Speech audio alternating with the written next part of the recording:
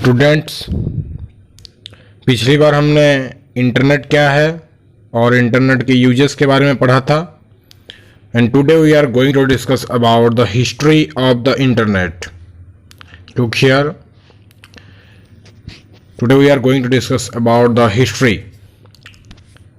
Okay, everything that we use in this world, all things, all resources that has a history. Our life as also the human life has also its own history.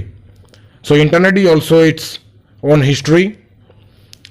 तो internet का जो history है उसके बारे में हम लोग पढ़ेंगे। उसका इतिहास क्या है, कहाँ से शुरू हुआ, सबसे पहले किसने शुरू किया था, everything about internet, how it got started in the world. So now we look into the history of the internet.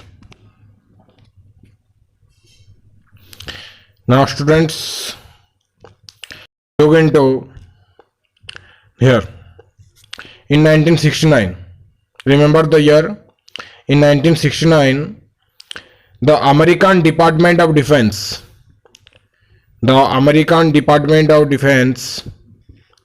DOD, started a network of devices called ARPANET.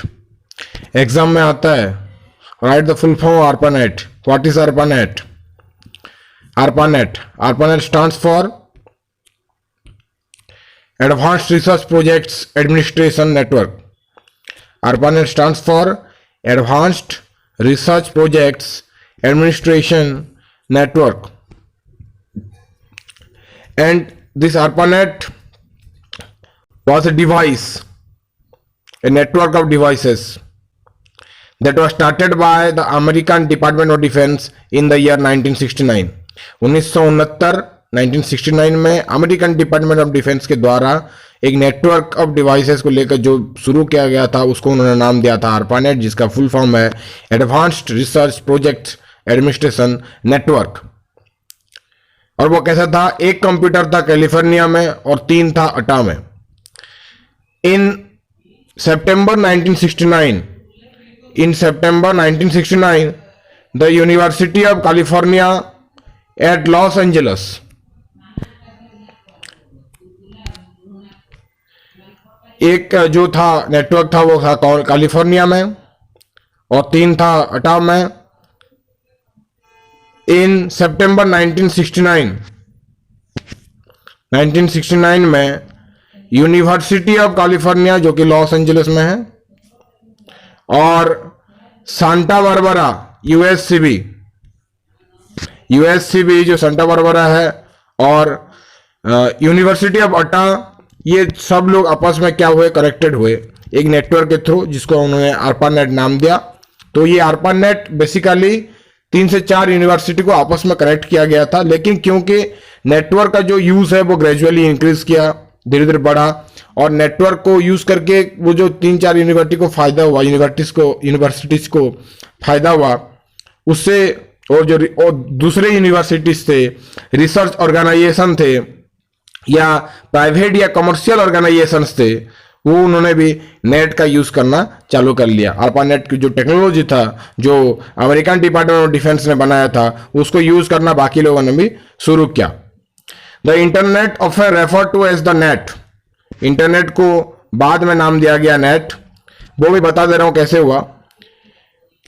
वो बाद में नाम इसलिए आया, असल में जो इंटरनेट टर्म है, जो नेट या इंटरनेट वाला जो टर्म है वो फाइनली वहां पर उसको दिया गया था 1995 में, और वो भी किसके द्वारा, FNC यानी कि फेडरल नेटवर्किंग काउंसिल।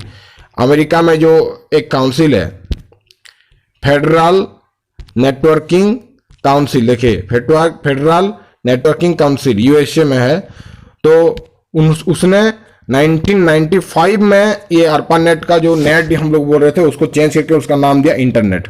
तो बेसिकली नेट है क्या, जो पहले था, it's consist of a complex, देखिए कॉम्प्लेक्स इसलिए बोला गया क्योंकि बहुत सारे होते हैं, complex network of computers connected by high speed, एक दूसरे के साथ कनेक्टेड होते हैं, बिल्कुल एक वेब की जैसा दिखता है, एक भी मकड़ी का जाला जैसा दिखता है जब आपस में सब कुछ कनेक्ट हो जाएंगे। High speed communication technology like satellites, microwave devices etcetera. High speed communication इसलिए है क्योंकि जनरली जब हम मैनुअली कुछ काम करते हैं तो वो बहुत ही स्लो होता है, लेकिन जब नेटवर्क के थ्रू हम लोग इंटरनेट के थ्रू कुछ करते हैं तो वो जल्दी हो जाता है। तो कम्युनिकेशन टेक्नोलॉजी बहुत हाई स्पीड है। जो काम हम हफ्ते भर महीना लग जाता था हमको करने के लिए, उसको हम कुछ ही सेकंड में, कुछ ही मिनटों में उसको काम कर पा रहे हैं। तो बहुत कुछ लाइफस्टाइल में भी चेंजेस आ गया है। It allows easy and quick access to a huge amount of information, resources stored in many different locations around the world। देखिए यहाँ पे देखिए, it allows easy and quick access. जो मैंने बोला क्विक एक्सेस इसीलिए है क्योंकि बहुत ही इजी यूज है, और उसमें इंटरनेट में आप जब एंटर करते हो, गूगल में हो या किसी के थ्रू आप इंटरनेट को एक्सेस करना चाहते हो, तो उसमें काफी सारे ऑप्शंस दिए होते हैं, जिसकी वजह से आपको उसको यूज करने के लिए कुछ ज्यादा सीखने की जरूरत नहीं है या कोई स्पेशल कोर्स करने की जरूरत नहीं है।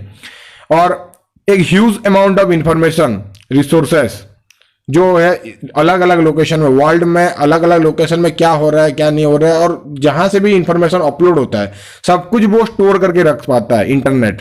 तो उसका जो स्टोरेज एरिया है, जो स्टोरेज कैपेसिटी है, वो भी बहुत ही लार्ज अमाउंट में है।